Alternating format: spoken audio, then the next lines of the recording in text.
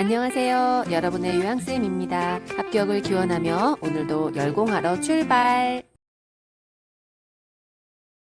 실기 45문제 5회차 시작합니다. 실제 시험 문제가 출제되는 순서대로 준비했으니 참고하시고요. 답 생각할 시간이 필요하시면 정지 버튼 눌러놓고 풀어보시면 되겠습니다. 36번 대상자와 효과적으로 의사소통하는 방법은 1. 자신감 없는 소극적인 태도로 말한다. 2. 듣고 싶지 않을 때에는 대화를 회피한다. 3. 나쁜 내용을 회고하거나 상기시키지 않는다. 4. 의견이 다를 때에는 대화 주제를 슬쩍 바꾼다. 5. 요양보호사는 자격증이 있는 전문가임을 강조한다. 정답은 3번 나쁜 내용을 회고하거나 상기시키지 않는다가 맞습니다. 3번이 맞고요. 소극적인 태도 좋지 않겠죠. 적극적인 태도로 말하고 대화를 회피하면 안 되겠죠. 그리고 대화 주제를 슬쩍 바꾸는 것도 좋지 않습니다. 그리고 전문가임을 너무 강조하는 것도 좋지 않습니다.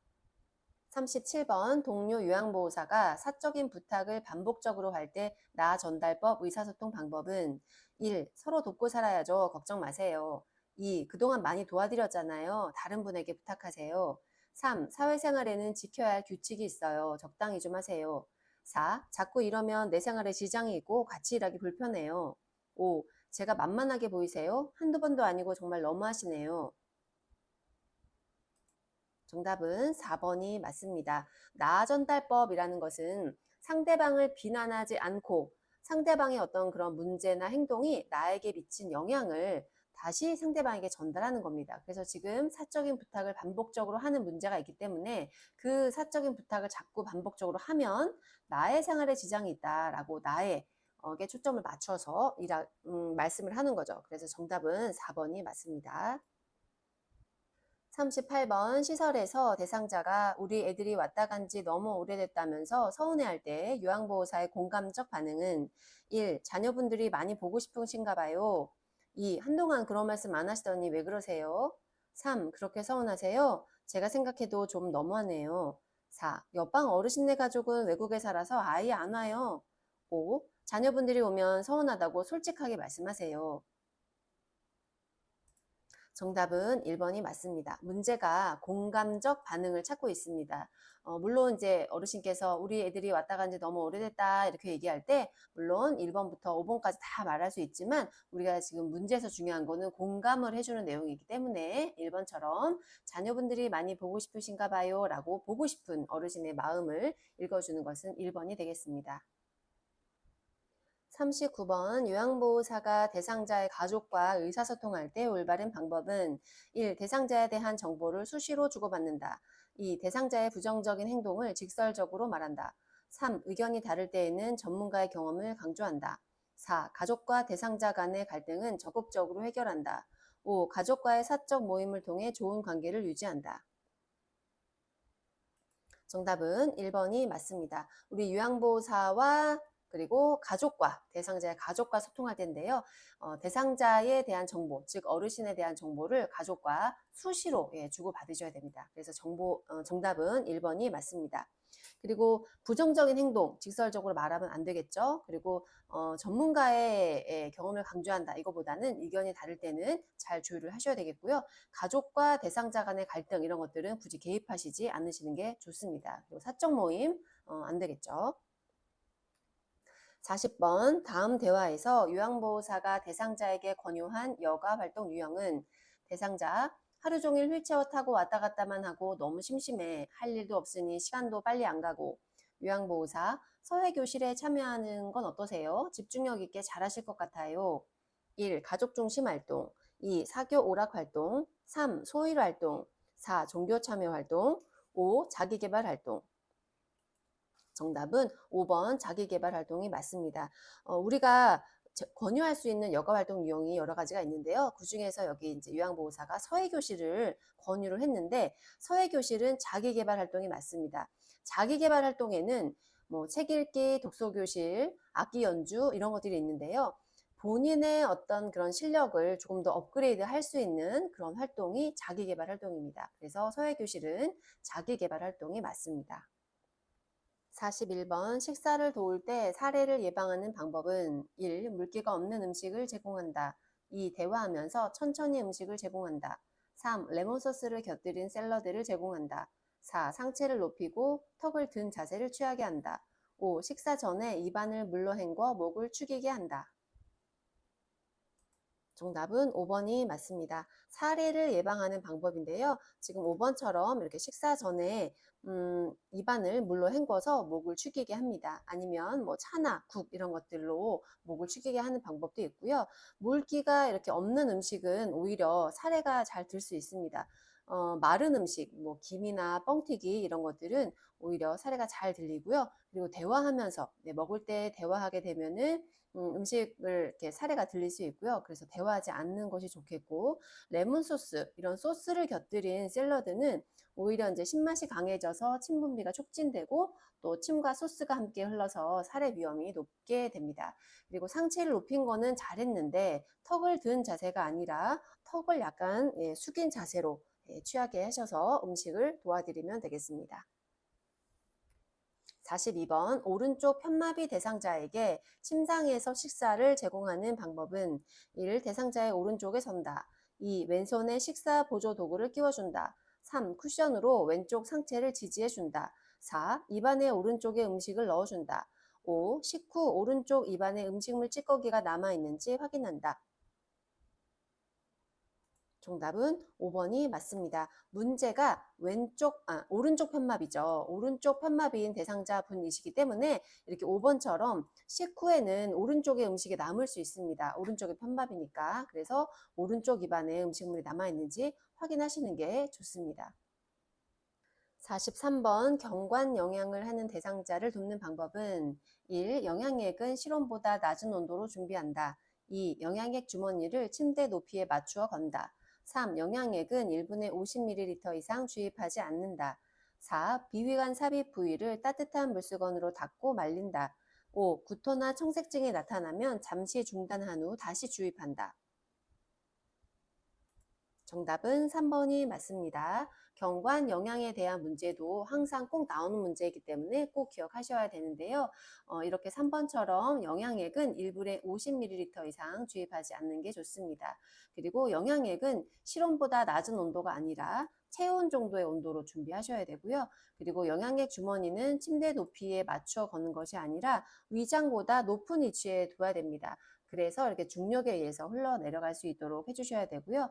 그리고 삽입 부위, 여기 비위관 삽입 부위는 코에 넣는 거잖아요. 그렇다 보니까 코 속에 분비물이 축적되기 쉽기 때문에 청결하게 해주시고, 그 다음에 말리는 것보다는 이렇게 윤활제를 발라서 코에 잘 들어갈 수 있도록 해주셔야 됩니다.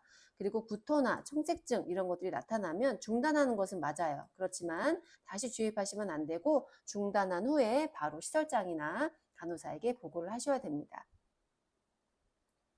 44번 화장실에 가기 위해 누워있는 대상자를 일으킨 후 잠시 앉아있게 하는 이유는 1. 근육을 이완시키기 위해서 2. 긴장감을 풀어주기 위해서 3. 호흡 증가로 숨이 찰 수 있으므로 4. 맥박 저하로 가슴 통증이 있으므로 5. 혈압 저하로 어지러울 수 있으므로 네, 정답은 5번이 맞습니다. 일으킨 다음에 잠시 이제 앉아있게 하는 것은 아무래도 이제 혈압, 기립성 저혈압 이런 것 때문에 어지러울 수 있기 때문에 잠시 앉아있게 합니다. 45번 대상자가 몇 번의 실금 후 기저귀 사용을 요청할 때 대처 방법은 1. 보호자와 기저귀 비용을 의논한다.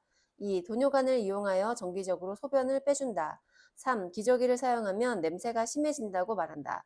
4. 원하는 대로 기저귀를 채운 후 대상자가 판단하게 한다. 5. 기저귀 사용보다는 배뇨 간격에 맞추어 소변을 보게 한다. 네, 5번이 맞습니다. 될 수 있으면 기저귀 사용은 이제 안 하시는 게 좋겠죠. 네, 어쩔 수 없이 이제 하셔야 될 때는 하시게 되겠지만 그래도 기저귀 사용을 하시기 전에는 최대한 배뇨 그 간격에 맞추어서 소변을 보게 하시고 기저귀 착용은 최대한 뒤로 미루시는 게 좋습니다.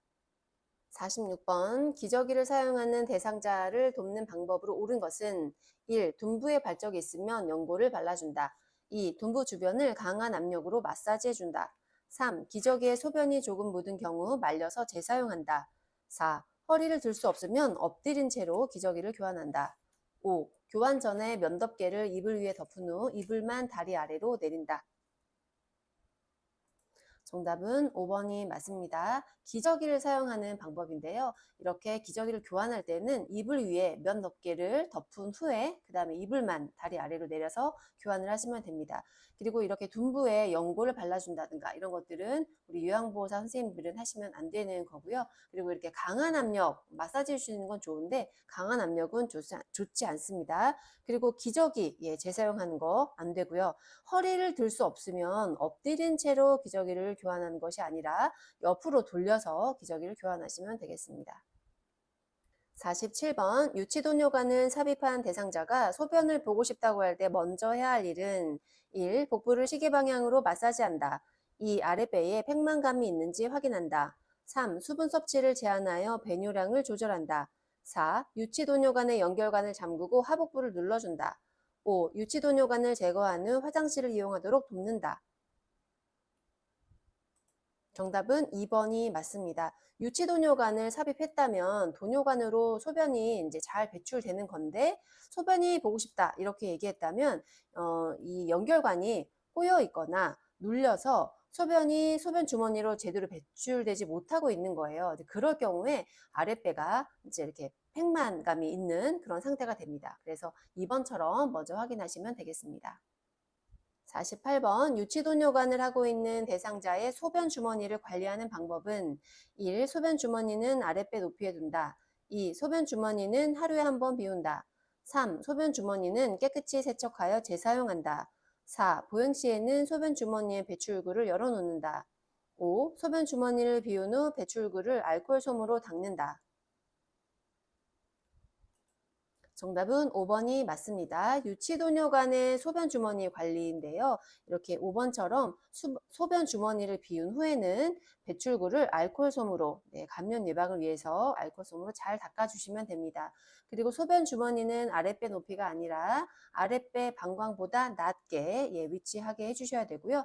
그리고 소변 주머니는 하루에 한 번 비우는 것이 아니라 3시간에 한 번씩 확인을 해서 소변이 찼다 그러면은 이제 비우시면 3분의 2 정도 찼을 때 버리시면 되겠습니다. 그리고 소변 주머니는 재사용하시면 좋지 않습니다. 웬만하면 감염 위험이 있기 때문에 일회용을 권장하고 있습니다. 그리고 보행 시 배출구를 열어놓으면 소변이 흘러나오겠죠. 그래서 배출구는 잠가 놓으셔야 됩니다. 49번 대상자의 의치를 관리하는 방법으로 옳은 것은 1.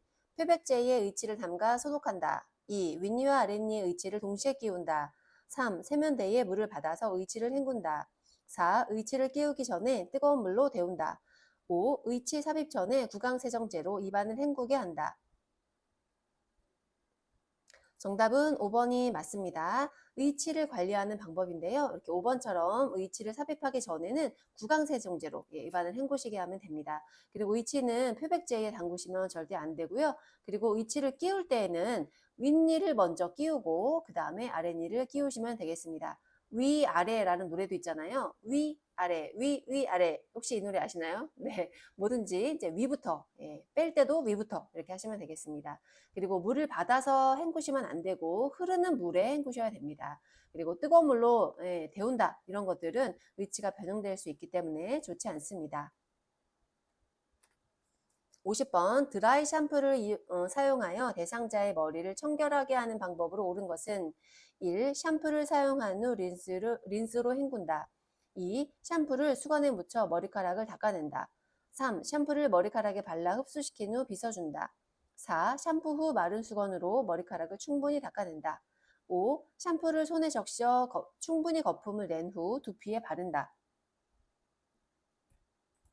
네, 정답은 4번이 맞습니다. 드라이 샴푸는 이렇게 물 없이 사용하는 샴푸잖아요. 그래서 물 없이 드라이 샴푸를 머리에 발라서 거품을 낸 후에 그 다음에 이제 마른 수건으로 머리카락을 충분히 닦아내시면서 사용하시면 되겠습니다. 51번 왼쪽 편마비 대상자의 통 목욕을 돕는 방법은 1. 말초에서 중심 방향으로 닦아준다. 2. 왼쪽 다리부터 욕조에 들어가게 한다. 3. 욕조에 있는 시간은 20에서 30분 정도로 한다. 4. 오른쪽 겨드랑이를 잡고 욕조로 이동시킨다. 5. 욕조에서 머리를 감긴 후 밖으로 나오게 한다.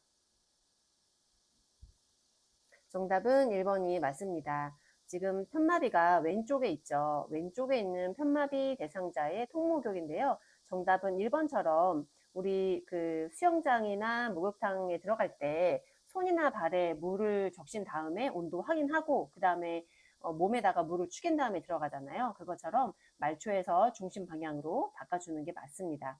그리고 왼쪽부터가 아니라 건강한 다리부터 들어가야 돼요. 그래서 오른쪽 다리부터 들어가게 하고 욕조에 있는 시간은 20에서 30분 있으면 우리도 굉장히 땀나고 힘들잖아요. 그래서 욕조에 있는 시간은 5분 정도로 하시면 되겠습니다.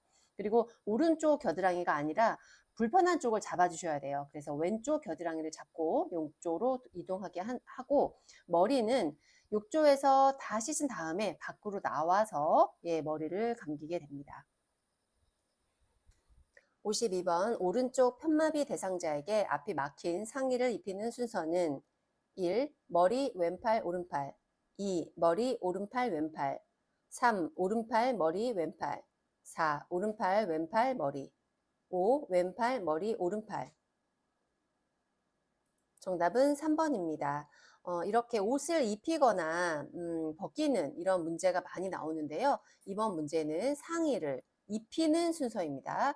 입힐 때는 제가 다른 영상에서도 한번 말씀드렸었는데요. 외우는 팁을 하나 드리자면 우리 임마, 야 임마 이렇게 하잖아요. 그것처럼 입힐 때는 마비된 팔 먼저 이렇게 생각하시면 됩니다. 입힐 때는 마비된 쪽 먼저. 그래서 지금 오른쪽 판마비이기 때문에 오른쪽 팔을 먼저 집어넣고 그 다음에 머리 그리고 마지막 건강한 팔 이렇게 외우시면 되겠습니다. 정답은 3번입니다.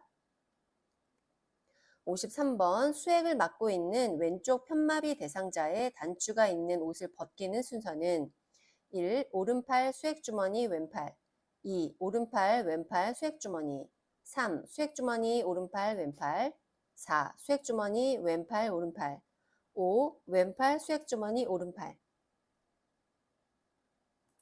정답은 1번이 맞습니다. 이번에는 벗기는 순서예요. 벗기는 순서. 아까 제가 입힐 때는 마비된 쪽부터 하라고 말씀을 드렸잖아요. 벗길 때는 반대입니다. 벗길 때는 건강한 팔부터라고 생각하시면 돼요. 입마, 벗건. 벗길 때는 건강한 쪽부터. 그래서 지금 왼쪽 편마비니까 건강한 팔이 오른팔이잖아요. 그래서 오른팔 먼저 하고 그 다음에 수액 주머니 그리고 마지막 마비된 쪽 왼팔 이렇게 하시면 되겠습니다. 54번 휠체어에 앉아있는 대상자를 침대 위로 옮길 때 유황보호사의 신체 손상을 예방하는 방법은 1. 허리를 빠르게 회전하여 이동시킨다. 2. 다리를 모아 지지면을 좁혀 들어올린다. 3. 신체의 작은 근육을 사용하여 들어올린다. 4. 대상자와 거리를 두고 들어올려 이동시킨다. 5. 무릎을 굽히고 양 다리에 체중을 실어 들어올린다. 정답은 5번이 맞습니다. 신체 손상을 예방하기 위해서는 대부분 이제 큰 근육을 사용을 하셔야 됩니다. 그리고 무릎을 펴게 되면 오히려 무리가 많이 되기 때문에 일단 무릎을 굽히셔야 되고요. 그런 다음에 양 다리에 넓적다리에 근육이 힘이 있으니까 여기에 체중을 실어 들어 올리시면 되겠습니다. 그리고 허리를 회전하는 것이 아니라 다리를 회전하셔야 되고요. 그리고 다리를 모으면 지지면이 좁혀지겠죠. 그러면 힘듭니다. 그래서 좁히는 게 아니라 다리를 벌려서 지지면을 넓히셔야 되고요. 그리고 작은 근육이 아니라 대퇴부 같은 큰 근육을 사용하셔야 됩니다. 그리고 대상자와의 거리는 될 수 있으면 가깝게 하셔야 신체 손상을 예방하실 수가 있습니다. 55번 침대에 누워 지내는 대상자를 옆으로 돌려 눕히는 순서는 가. 엉덩이를 뒤로 이동시켜준다. 나. 베개로 등을 받쳐 편안하게 해준다. 다. 엉덩이와 어깨를 지지하여 돌려 눕힌다. 라. 무릎을 세우고 양손을 가슴에 포개 놓는다. 마. 유황보호사가 돌려 눕히려고 하는 쪽에 선다. 보기는 선생님들이 보시고 한번 답을 보시기 바랍니다. 네, 정답은 3번입니다. 이렇게 순서와 관련된 문제도 굉장히 많이 나오는데요. 이번 문제는 침대에 누워 있는 분을 옆으로 돌려 눕히는 겁니다. 그럴 때는 일단 돌려 눕혀야 되니까 첫 번째 대상자 옆으로 가셔야 되겠죠. 그래서 유황보호사가 어르신 옆으로 이제 돌려 눕히려고 하는 쪽에 서게 됩니다. 그래서 얘가 1번이고요. 그런 다음에 무릎을 세워야 되죠. 그리고 양손을 가슴에 포개어 놓습니다. 그래야 돌려눕힐 때 이제 팔이 덜렁덜렁 거리지 않으니까 그렇게 한 다음에 엉덩이와 어깨를 지지해서 이번에는 돌려눕히게 되는 겁니다. 그래서 돌리려고 하는 쪽으로 어깨를 지지해서 돌려눕히고 그런 다음에 돌려눕혔으니까 반대 방향으로 너무 몸이 가 있을 거 아니에요. 그렇기 때문에 가번처럼 이렇게 엉덩이를 뒤쪽으로 조금 더 이동시켜 줍니다. 그런 다음에 편안하게 베개로 받쳐서 눕혀주시면 되겠습니다. 56번 침대에 걸터 앉아있는 편마비 대상자를 앞에서 일으켜 세우는 순서는 가. 대상자의 발을 무릎보다 살짝 안쪽으로 옮겨준다. 나. 요양보호사의 무릎으로 마비된 쪽 무릎을 지지한다. 다. 대상자의 가슴을 어깨로 지지하여 상체를 펴게 한다. 라. 양손으로 허리를 잡고 대상자의 상체를 숙이며 일으켜 세운다. 마. 대상자의 양 무릎을 펴고 서면 넘어지지 않도록 잡아준다. 네, 보기는 선생님들께서 한번 보시기 바랍니다. 네, 정답은 2번입니다. 지금 문제가 편마비 대상자를 이렇게 세우는 건데요. 선생님들 여기 보기를 보시면 다 가로 시작을 합니다. 네, 모든 보기가 다 가로 시작하죠. 그리고 끝나는 거는 다 마로 끝나요. 그래서 이럴 때는 선생님들이 한번 팁을 얻으시는 거죠. 아, 일단 가가 1번이구나. 그리고 마지막이 마번이구나 라고 팁을 얻으신 다음에 문제를 보시면 되겠습니다. 일단 이제 이런 그림인 거예요. 이렇게 침대에 걸터 앉아 있는 분을 편마비 대상자를 이렇게 요양보호사가 일으켜 세우는 순서인 건데요. 일단 아까 말한 대로 가번이 첫 번째겠죠. 그래서 1번처럼 이렇게 대상자의 무릎을 살짝 안쪽으로 옮겨주는 겁니다. 이렇게 똑바로 되어 있다면 이렇게 무릎을 이렇게 안쪽으로 이렇게 잘 해주시는 거죠. 그런 다음에 요양보호사의 무릎으로 마비된 쪽 무릎을 이렇게 지지해 주시는 겁니다. 여기 보시면 이렇게 지지해줬죠. 예, 이렇게 오른쪽 편마비인 것 같아요. 오른쪽 무릎을 지지해 주시고 그런 다음에 양손으로 허리를 잡습니다. 이렇게 허리를 잡으시고 상체를 숙여서 일으켜 세워줍니다. 그런 다음에 가슴을 어깨로 지지해서 상체를 펴게 하시고 그런 다음에 마지막으로 이제 다 일어서시면 넘어지지 않도록 잡아주시면 되겠습니다. 그래서 정답은 2번입니다. 57번 편마비 대상자를 침대에서 휠체어로 옮기는 방법으로 옳은 것은 1. 대상자의 양손으로 침대 바닥을 지지하게 한다. 2. 대상자의 마비된 손이 휠체어의 손잡이를 잡도록 하고 옮긴다. 3. 요양보호사의 무릎으로 대상자의 건강한 쪽 무릎을 지지하여 옮긴다. 4. 대상자의 건강한 쪽으로 휠체어와 침대가 30에서 45도 각도가 되도록 놓고 옮긴다. 5. 휠체어에 옮긴 후 대상자의 앞쪽에 서서 배를 밀어 넣어 의자 깊숙이 앉힌다. 네, 정답은 4번이 맞습니다. 지금 이분도 편마비 대상자예요. 편마비 대상자를 침대에서 휠체어로 옮기는 건데요. 이렇게 처음에 옮기기 전에 건강한 쪽에다가 휠체어를 두시면 됩니다. 그리고 각도가 30에서 45도 각도가 되도록 이게 이렇게 침대라면 휠체어를 요 정도, 요 정도 각도로 이렇게 휠체어를 놓으시면 되겠습니다. 그리고 지금 보기 중에서 편마비인데 양손으로 바닥을 지지할 수가 없죠. 그래서 틀렸고 그리고 마비된 손으로 휠체어를 잡을 수가 없죠. 그랬으니까 틀렸습니다. 그리고 요양보호사의 무릎으로 대상자의 건강한 쪽 무릎이 아니라 불편한 쪽 무릎을 지지해 주셔야 되겠죠. 그리고 대상자의 앞쪽에서가 아니라 뒤쪽에서 대상자를 잡아서 의자 깊숙이 앉히시면 되겠습니다. 58번 그림과 같이 오른쪽 편마비 대상자가 지팡이를 이용하여 경사로를 내려갈 때 이동 순서는 1. 오른쪽 다리 지팡이 왼쪽 다리 2. 오른쪽 다리 왼쪽 다리 지팡이 3. 왼쪽 다리 지팡이 오른쪽 다리 4. 지팡이 오른쪽 다리 왼쪽 다리 5. 지팡이 왼쪽 다리 오른쪽 다리 정답은 4번이 맞습니다. 이렇게 순서 문제가 또 나와 있는데요. 이번에는 오른쪽 편마비입니다. 오른쪽 편마비 대상자가 지팡이를 이용해서 내려갈 때예요. 네, 내려갈 때인데 이렇게 내려갈 때는 지팡이를 먼저 하시는 겁니다. 그래서 지팡이와 건강한 다리가 양쪽으로 지지할 수 있도록 해주시는 거죠. 그래서 순서가 지팡이 먼저 짚고 그런 다음에 왼 다리가 건강한 다리가 지지하고 있을 때 오른쪽 다리 먼저 내려가는 겁니다. 그렇게 한 다음에 왼쪽 다리를 내리시면 되겠습니다. 59번 복지용구를 소독 관리하는 방법으로 옳은 것은 1. 목욕의자 열탕 소독한다. 2. 소독침대 흐르는 물로 씻어 건조시킨다. 3. 목욕 리프트 소독액이나 뜨거운 물로 씻는다. 4. 휠체어 소독용 알코올을 적신 천으로 닦는다. 5. 요실금 팬티 사용 후 모아서 한꺼번에 세탁한다. 정답은 4번 맞습니다. 휠체어 소독용 알코올을 적신 천으로 닦아서 관리하시면 되겠습니다. 뭐 물로 닦는다던가 그렇게 하시면 안 됩니다. 60번 제가 대상자의 식사를 준비하는 방법으로 옳은 것은 1. 멸치와 표고버섯으로 국물을 만든다. 2. 오징어는 물을 붓고 오랫동안 삶는다. 3. 생선을 오래 굽고 육류는 기름에 튀긴다. 4. 엿과 설탕 같은 단당류로 음식을 조리한다. 5. 동물성 단백질 위주로 하루 3끼 식사를 제공한다. 정답은 1번이 맞습니다. 식사를 준비할 때 이렇게 멸치나 표고버섯 같은 천연 재료를 활용하시는 게 좋고요. 오징어는 이렇게 오래 삶으면 질기니까 좋지 않고 이렇게 튀기는 거 좋지 않습니다. 그리고 단당류 이런 거 좋지 않죠. 그리고 동물성 단백질 위주라고 되어 있는데 그런 것보다는 골고루 음식을 준비해서 3끼 제공하시면 되겠습니다. 61번 대상자의 침구를 관리하는 방법으로 옳은 것은 1. 푹신한 매트리스를 사용한다. 2. 오리털 이불은 햇볕에 말린다. 3. 침대 커버는 한 달에 한 번 세탁한다. 4. 가볍고 보습성이 있는 이불을 선택한다. 5. 베개는 열에 강하고 습기를 흡수하는 재질을 사용한다.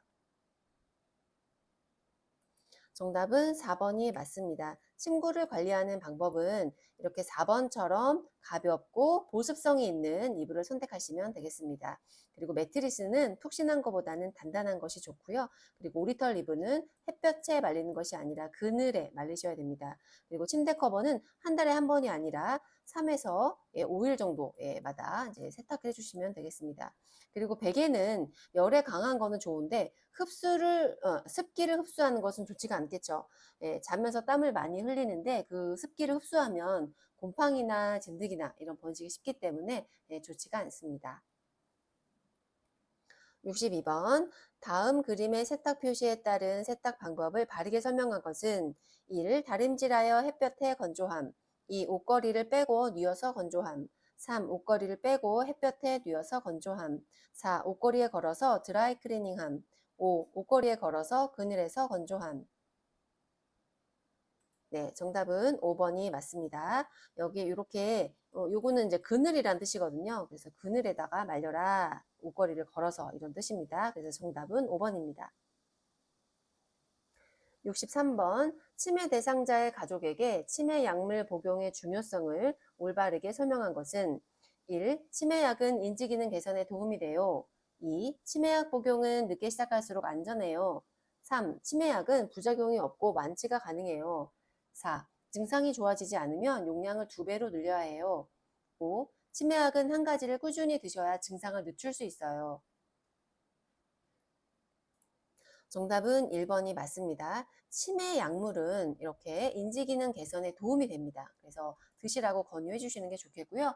그리고 복용은 늦게 시작할수록이 아니라 증상이 있으면 바로 드시는 게 좋습니다. 그리고 이 치매약은 사실 완치는 어렵습니다. 악화되는 것을 좀 지연해 주는 그런 기능이 있죠. 그리고 증상이 좋아지지 않으면 용량을 2배로 늘리는 것이 아니라 치매 약의 종류가 굉장히 많이 있습니다. 그래서 다른 약으로 바꾸든지 5번처럼 한 가지 약을 꾸준히 드시는 것이 아니라 약을 좀 바꿔가면서 이렇게 드시면 되겠습니다. 64번 입수한 지 얼마 되지 않은 치매 대상자가 자기의 방을 청소하겠다고 할 때 대처 방법은 1. 시설에서 청소는 안 해도 된다고 설명한다. 2. 시설에 있는 청소기 사용법을 가르쳐준다. 3. 낙상 위험이 있으므로 청소를 못하게 한다. 4. 집에서 하던 대로 자신의 방을 청소하게 한다. 5. 자녀가 알면 오해할 수 있으니 하지 말라고 한다. 정답은 4번이 맞습니다. 치매 대상자이긴 하지만 이렇게 마지막 남아있는 그런 기능은 살려주셔야 됩니다. 치매가 있다고 해서 다 모든 것을 못하는 것은 아니기 때문에 스스로 할 수 있도록 집에서 하던 대로 이렇게 스스로 할 수 있도록 자신의 방을 청소하게 해주시면 됩니다. 65번 치매 대상자의 운동을 돕는 방법은 1. 운동량은 일정하게 유지한다. 2. 걷는 시간을 서서히 늘린다.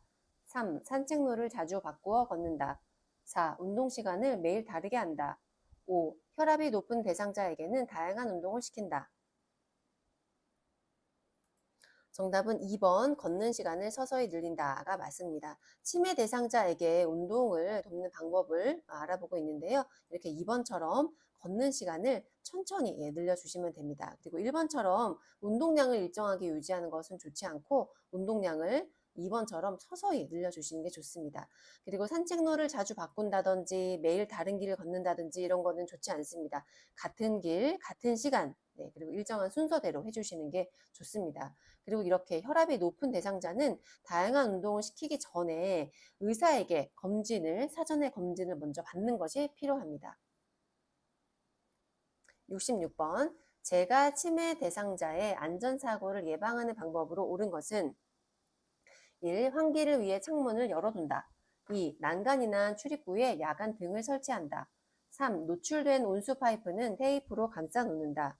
4. 음식물이 담긴 쓰레기 봉투는 부엌 안쪽에 둔다. 5. 복용하는 약은 쉽게 찾을 수 있도록 식탁 위에 둔다. 정답은 2번이 맞습니다. 문제가 이제 계속 치매 대상자에 대해서 나오고 있는데요. 치매 대상자에 관련된 문제가 굉장히 많이 나옵니다. 그래서 이 부분은 선생님들이 잘 이해하셔야 될 텐데요. 일단 이렇게 난간이나 출입구에 야간 등을 설치해 놓는 것이 좋습니다.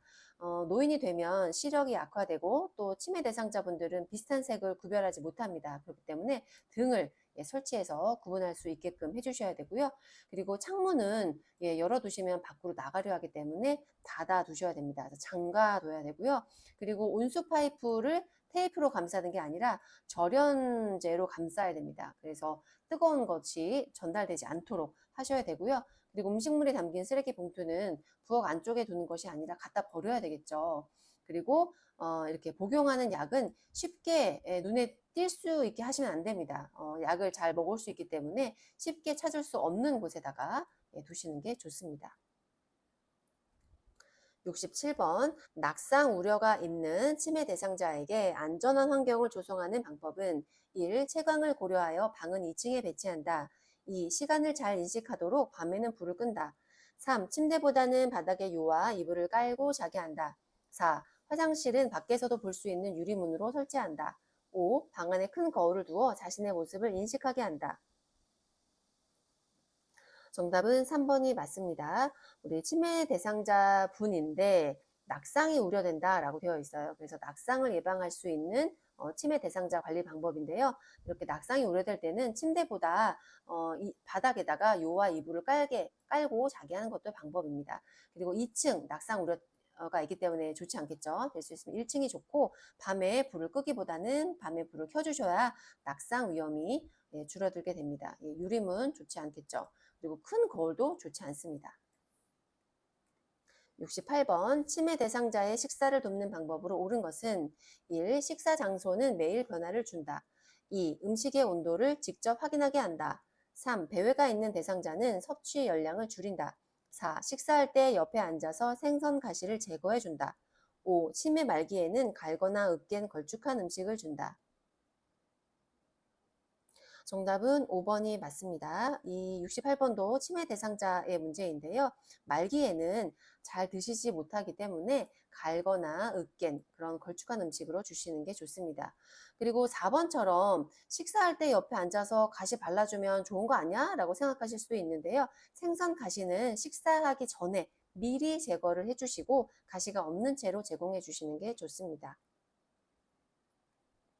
69번 치매 대상자가 밤에 일어나 이 떡이 너무 맛있어 라며 베개 솜을 먹고 있을 때 대처 방법은 1. 수면제를 먹여 재운다. 2. 신체 보호대를 사용한다. 3. 소화제를 먹인 후 식사를 제공한다. 4. 먹으면 안 된다고 설명하고 뺏는다. 5. 손베개 대신 수건을 두껍게 하여 베게 한다.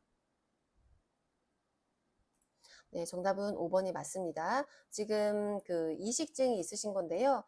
떡이랑 베개를 잘 구분 못 하시는 거죠. 이럴 경우에는 먹을 수 없는 거, 그런 것들로 대신 바꿔주시면 됩니다. 그래서 손베개 대신에 수건을 두껍게 해서 베개 해주시면 되겠습니다.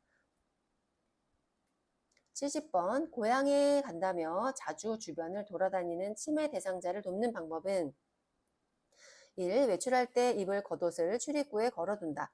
2. 시설의 주소와 전화번호를 외우게 한다. 3. 대상자의 신분증은 보호자가 소지하게 한다.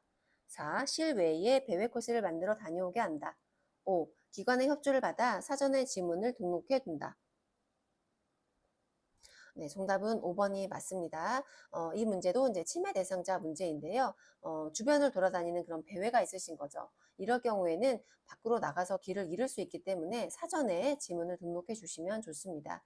그리고 바깥에다가 이렇게 외출할 때 입을 겉옷을 출입구에 두시면 더 나가려고 하시겠죠. 그리고 외우는 거 어려우시고 신분증은 기관의 관리자가 갖고 있다던가 아니면 대상자가 갖고 있게 하시면 좋겠습니다. 그리고 실외에 배회 코스가 아니라 실내에다가 배회 코스를 만들어 주시면 좋습니다. 71번 치매 대상자가 누가 내 양말을 훔쳐갔어 라며 자주 의심할 때 대처 방법은 1. 잃어버린 사람 잘못이라고 훈계한다. 2. 의심되는 사람이 누구인지 물어본다. 3. 언제 어디에서 잃어버렸는지 물어본다. 4. 같은 양말을 사두었다가 대상자가 찾게 한다. 5. 아무도 가져가지 않았다고 차분히 설명한다. 정답은 4번이 맞습니다. 우리 치매 대상자 어르신께는 훈계하거나 물어보거나 설명하거나 이런 거 다 어렵습니다. 그래서 똑같은 양말을 사두고 어르신이랑 같이 찾아봐요 라고 해서 그 양말을 찾게끔 해주시는 게 좋습니다. 72번 목욕을 시키기 위해 치매 대상자의 옷을 벗기려 하자 거칠게 발버둥 칠 때 대처 방법은 1. 행동을 신속하게 제지한다. 2. 옷을 벗고 혼자서 목욕하라고 말한다. 3. 여러 요양보호사와 함께 목욕을 시킨다. 4. 목욕이 왜 하기 싫은지 이유를 물어본다. 5. 목욕을 중지하고 조용한 방에서 쉬게 한다. 네, 정답은 5번이 맞습니다. 이렇게 목욕을 거부하면서 발버둥 친다 이럴 경우에는 억지로 하지 않습니다. 억지로 하게 하지 않고 조용한 방에서 쉬게 하는 게 맞습니다. 어떤 그 프로그램 중에도 뭐 어르신이 욕을 하거나 화를 낸다 이럴 경우에도 프로그램을 중지하고 조용한 방에서 쉬게 하시면 되겠습니다. 73번 치매 대상자가 해질녘이 되면 집안을 왔다 갔다 하며 불안해할 때 돕는 방법은 1. 혼자 있는 시간을 충분히 준다. 2. 주변 환경에 변화를 자주 준다. 3. 텔레비전을 끄고 조용하게 해준다. 4. 조명을 어둡게 하여 들뜬 마음을 가라앉힌다. 5. 좋아하는 애완동물과 함께 시간을 보내게 한다. 정답은 5번이 맞습니다. 이렇게 해질녘이 되면 집안을 왔다 갔다 이렇게 한다라는 것은 석양증후군이라고 합니다. 이럴 경우에는 이렇게 어르신이 좋아하는 애완동물이나 아니면 소일거리 이런 것들을 주어서 시간을 보내게 하시면 됩니다. 이렇게 1번처럼 혼자 있는 시간은 좋지 않습니다. 그리고 함께 있어주는 게 좋고요. 주변 환경을 자주 변화시켜주는 것도 좋지 않습니다. 주변 환경을 바꾸면 이런 현상이 나타나기 때문에 좋지 않고요. 그리고 오히려 텔레비전을 끄기보다는 조금 텔레비전을 틀어줘서 조용하지 않게 해주시는 게 좋습니다. 그리고 조명은 어둡게가 아니라 밝게 해주셔야 됩니다.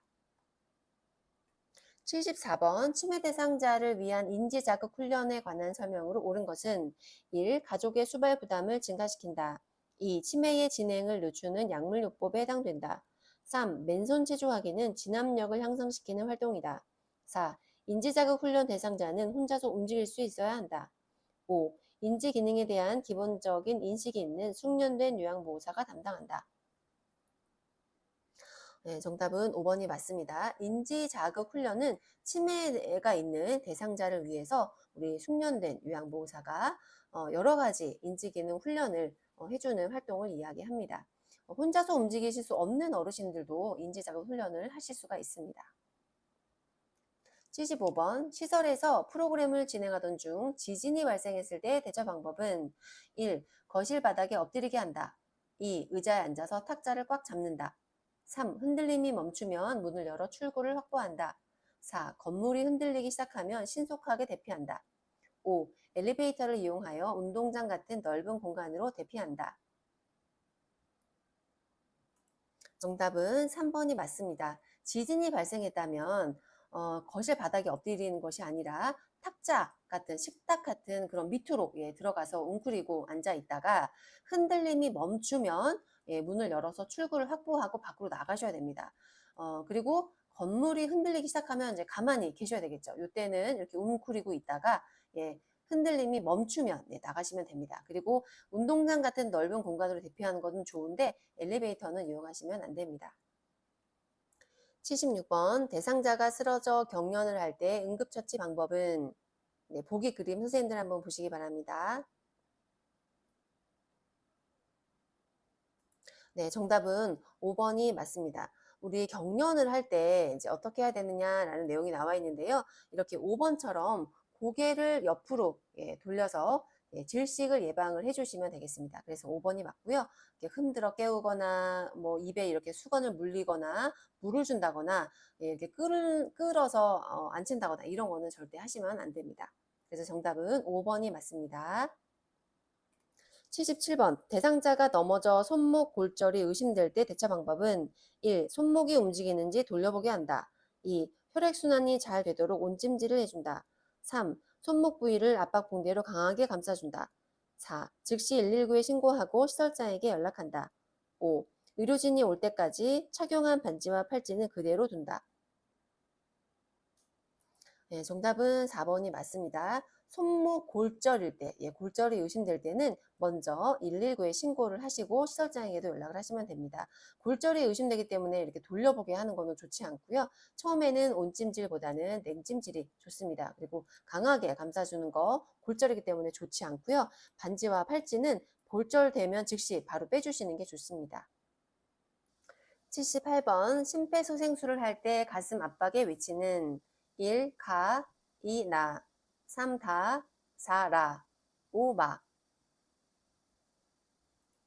네, 정답은 4번이 맞습니다. 심폐소생술을 할 때 압박을 하는 가슴의 압박 부위는 요 가슴뼈의 절반쯤인 여기 라 부위를 가슴뼈 가운데 부위를 압박을 하시면 되겠습니다. 그래서 정답은 4번이 맞습니다. 79번 심폐소생술을 할 때 가슴을 압박하는 자세로 옳은 것은 그림 한번 보시기 바랍니다.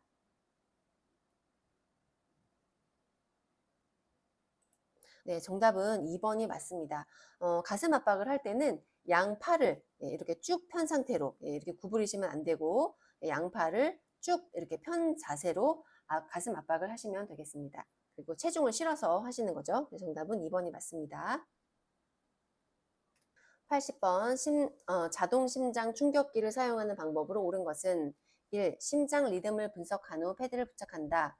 2. 자동 심장 충격기는 1분마다 심장 리듬을 분석한다. 3. 심장 리듬 분석 중에는 가슴 압박을 중단한다. 4. 전극 패드 부착 후 즉시 심장 충격을 시행한다. 5. 전기 충격이 전달된 즉시 대상자에게서 손을 댄다. 네, 정답은 3번이 맞습니다. 심장 리듬 분석 중에는 가슴 압박을 중단하시는 게 맞습니다. 그리고 심장 리듬을 분석한 후 페달을 부착하는 것이 아니라 패드를 부착하고 그 다음에 심장 리듬 분석을 하게 됩니다. 그리고 충격기는 1분마다 심장 리듬을 분석하는 것이 아니라 2분마다 자동으로 분석하게 됩니다. 그리고 전극 패드 부착 후 그런 다음에 심장 충격을 시행하는 것이 아니라 패드 부착 후 심장 리듬을 분석하고 그 다음에 심장 충격을 하는 것이 맞습니다.